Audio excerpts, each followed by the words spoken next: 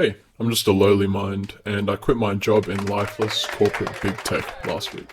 I'm from an early 2000s era of tech and gaming, back with translucent circuit board containers and ambitions that were unmotivated by profit margins. PlayStation 2, the Walkman, Game Boy SP, MSN, Xbox split screen, and dial-up was all tech was to me. Since then, I grew to study computer science.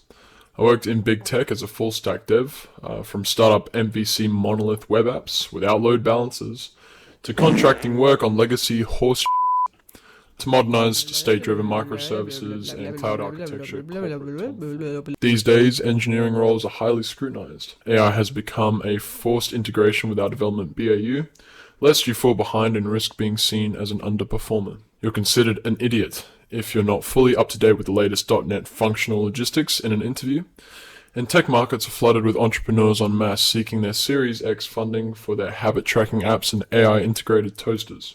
The galaxy brains in big tech rarely give my hobby work so much as a momentary glance. Often in corporate I was criticized for not being enough, in spite of sometimes showing the capacity that I could be more. But some of my mentors felt that I simply just didn't care about the tech to force greatness. That I'm just a lowly engineer with a lowly mind, and maybe I am just that. I've made all kinds of useless shit. I started making PowerPoint choose your own adventure games as a kid, numerous mediocre web apps, 3 video games, 2 of which remained unfinished, among a myriad of general scripting tools and metaverse gadgets to make small but irritating processes tolerable. Crazy thing is, I actually enjoyed this. It actually triggered a flow state in me. I found value and coolness in what I did. So I've kind of now just said, F it. I want to work on shit I find interesting, that I have a stake in, that either helps me learn new tech stacks or gives legitimate value to the world, be it functional or entertaining. I finally stopped caring about the scrutiny. I'm just going to create, explain how I did it or why I dropped it, and if it's worthwhile, I'll find a way to give it to you guys. To the new minds in tech viewing this, I hope this inspires you to be weird and prioritize learning over obedience. To the more seasonal tech heads who decide to stay for some reason, maybe my work will spark flashes of those nostalgic, low polygon days before subscription models and back when we valued color, exploding through Y2K futurism, Fruit of Your Era and Metal Heart, but maybe a little bit after Utopian Scholastic. So now you know the essence of me, my mission, and how it all came to be. So why don't we start with 2 facts. Number 1, I fucking love the moon. And number 2, I have no idea how Discord bots work. And I like Discord bots, they're pretty cool. So I created a Discord bot that tells me when there's a full moon, and I aptly called it the Lunar Scout. So I guess first things first, what's a Discord bot? Discord bot's essentially just like this autonomous service that gets connected to your Discord channel. You can invoke it with commands, it can do automated things, it can react to events happening on the server. You could have a Discord bot that gets you metrics, Discord bots that hit like server. Okay, you get the point. The point is that a Discord bot is a bot that executes code. So you can either use a command to invoke it, or it will automatically run on a schedule, or it will react to an event, right? That's just pretty much all it is. People get really creative with these bots. So when it comes to manufacturing a Discord bot, it works in 2 realms. One is on Discord's domain, and one is on another domain. That other domain is just the hosting platform, whatever hosts the script that Discord refers to.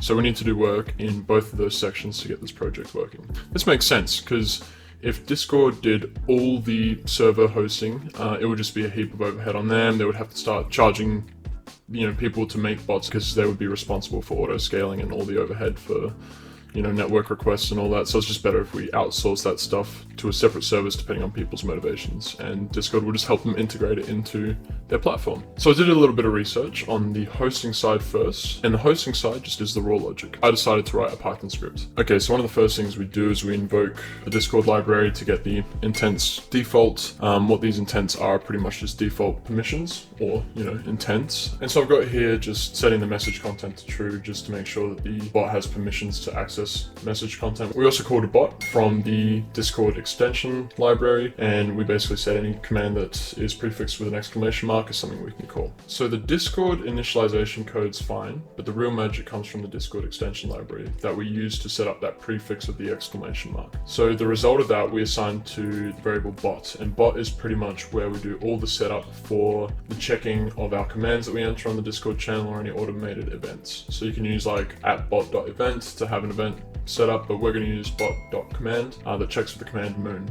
And since this bot that we're using is the bot that understands that the command prefix is with an exclamation point, doing !moon will then invoke the bot command. Okay, so now that we have some sort of way to invoke the function, we actually need some logic inside of it. So the idea of the function would be to grab the current moon phase, which is just pretty much the percentage of the moon that is illuminated. That's just kind of how moon cycles work, and then depending on what range this percentage determines what sort of moon it is.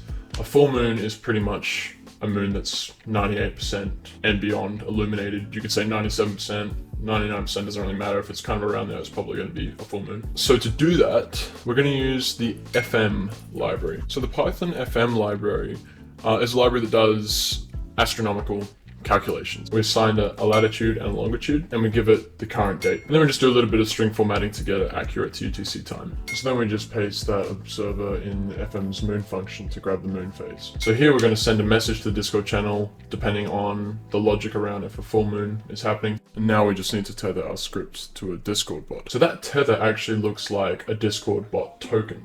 So on Discord's side, they'll create a token, and we will then refer to that token in our code. Our Python script will create a communication channel over WebSocket by using that bot token to essentially log in to Discord. This facilitates communication between the logic that we've written and the Discord bot itself. So what we're going to do is we're going to use os.getEnv, which just basically means for wherever this Python script is running, we're going to go and grab the environment variable called Discord bot token. This is what you should always do if you're writing scripts that are hosted publicly. Because say I have my Discord bot hosted on a public GitHub channel, I don't want to have my artifact secrets just hidden in there. I don't want to have any API tokens, I don't want to have any Discord tokens visible for people to maliciously use against me. So what we do is we sub it in on runtime. So we place this os.getEnv function in there, and it will grab the associated value with the Discord bot token on the hosting service, and it will inject it into the code as it gets run. So now that we have this token grabbed from the environment variables at the very end of our script,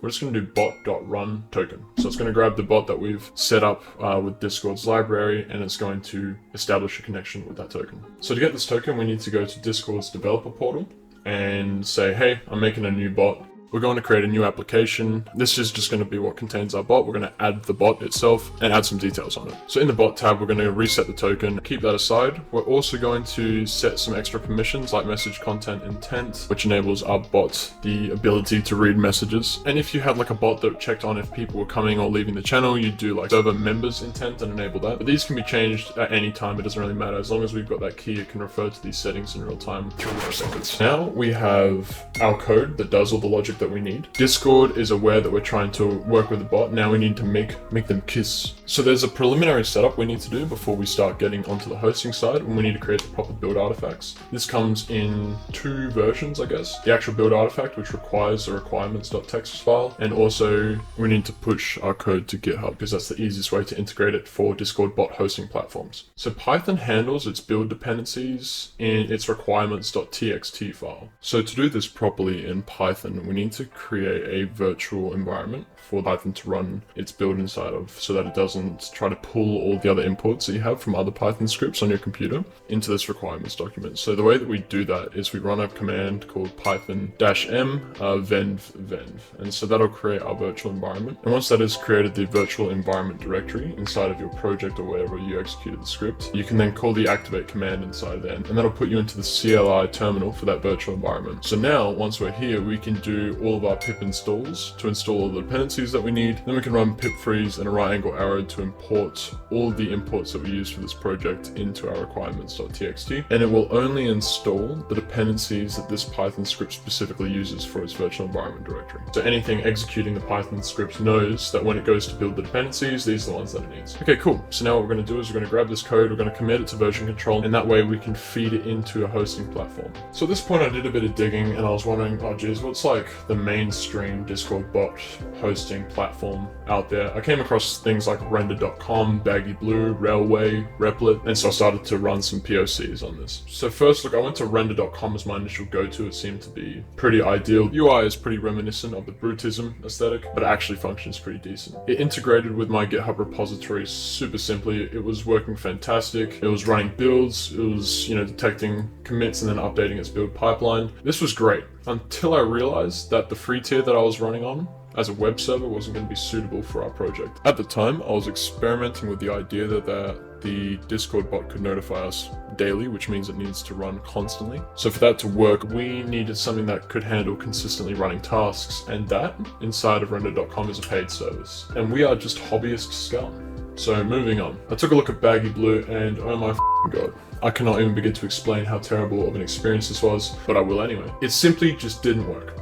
It's a dumpster fire. Somehow I got past the login stage at the time to pick if my application was a Python one or a Node.js one. I picked Python.